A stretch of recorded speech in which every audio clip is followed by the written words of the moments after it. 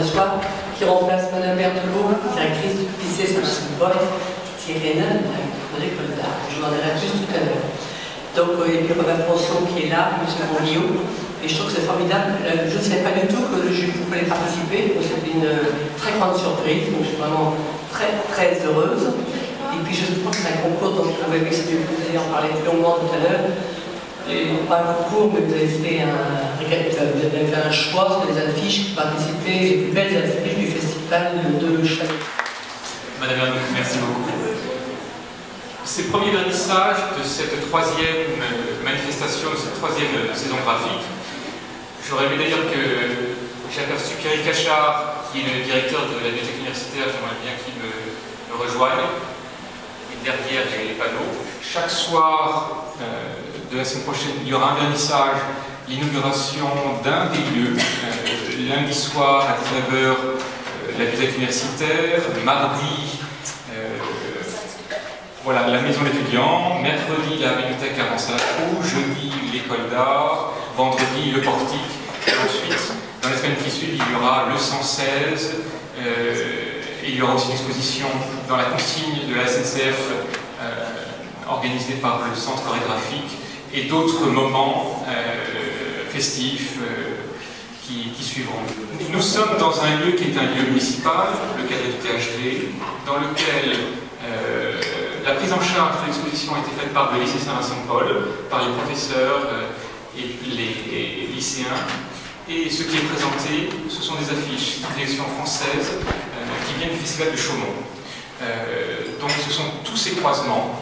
Et à ces croisements qui s'effectuent ce soir, on peut ajouter Romain Ponceau, qui peut venir, le directeur du Jupeau.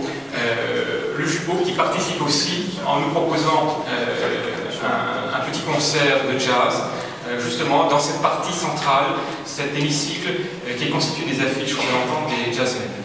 Donc c'est une première manifestation qui montre tous les croisements.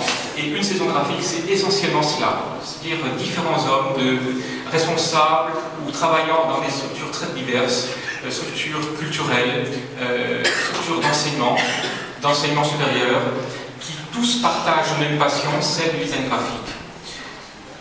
Et cette passion, elle permet en fait, pour la troisième année successive, je dirais, de se diffuser dans la ville. Dans une ville qui est une ville particulière, une ville très dessinée par l'architecture Perret, par les lignes droites, les courbes.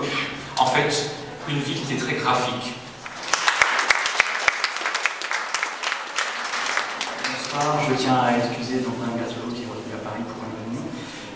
Je voulais remercier d'abord Mme Hernoux de l'accueillir dans ces lieux. Merci aussi au service du théâtre, et plus précisément donc à Jérôme Aubin et Patrick Danzé, qui ont donc œuvré pour tout ça se réaliser.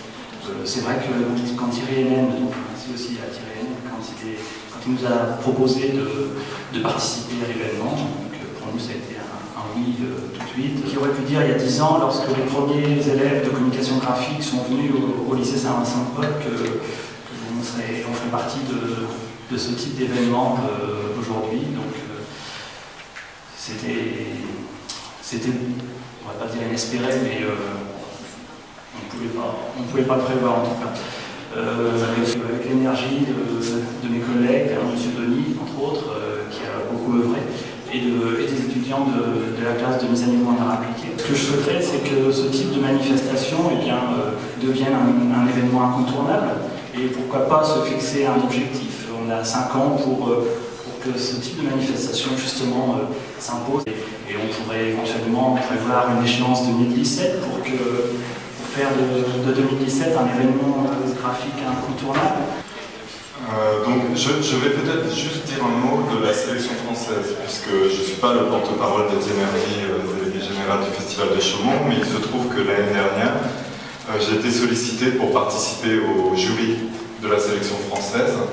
Donc c'est pour moi honnêtement très émouvant de voir que le résultat de cette sélection auquel j'ai participé est montré aujourd'hui dans la ville que j'habite. Je trouve que ça a beaucoup de sens. Alors, il faut quand même préciser ce qu'était l'intention d'Étienne Hervy dans cette idée de créer à l'intérieur du concours international, on va dire un sous-concours, qui est la sélection française. L'objectif de Chaumont, l'objectif d'Étienne Hervy, c'est de témoigner, de tenter de faire naître la reconnaissance de la valeur du graphisme contemporain français et de l'engagement des commanditaires que vous ne voyez pas en regardant les affiches, mais sans lesquelles ces affiches n'existeraient pas. Alors, on a fait le choix de 10 affiches qui nous paraissaient très représentatives de l'état des lieux de l'excellence graphique française. Et je sais qu'il est un peu en retard, mais il va arriver bientôt. Pascal Béjean, de Pascal Béjean, Nicolas Ledoux, nous fait l'amitié d'être présent ce soir. C'est très particulier dans cette sélection, Pascal Béjean, puisque nous avons retenu pour un seul studio graphique 2 affiches.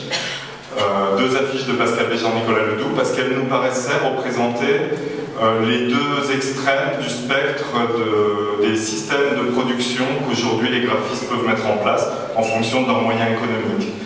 Pour le Théâtre des Amandiers, vous verrez une affiche qui est une sérigraphie 3 couleurs absolument remarquable, imprimée par le Lézard Graphique, un des derniers grands imprimeurs sérigraphes français, qui est basé à Donat dans la banlieue de Strasbourg, avec un travail extrêmement subtil de confrontation entre un traitement très contemporain par la typographie, par les couleurs et les vernis qui sont ajoutés sur la sérigraphie, et un visuel néoclassique, l'ensemble provoquant un effet acide et vif extrêmement réussi.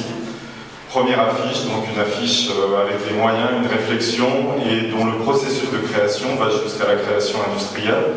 Et puis Fréquence, qui est juste là-bas, qui est l'autre extrême, un système de production on ne peut plus économique, puisque ce sont un ensemble de pages A3 imprimées à la maison par Pascal Béjean et Nicolas Ledoux sur leur imprimante personnelle, et qui ont ensuite été assemblées avec du scotch. Et il n'existe à ma connaissance que 3 exemplaires de cette affiche.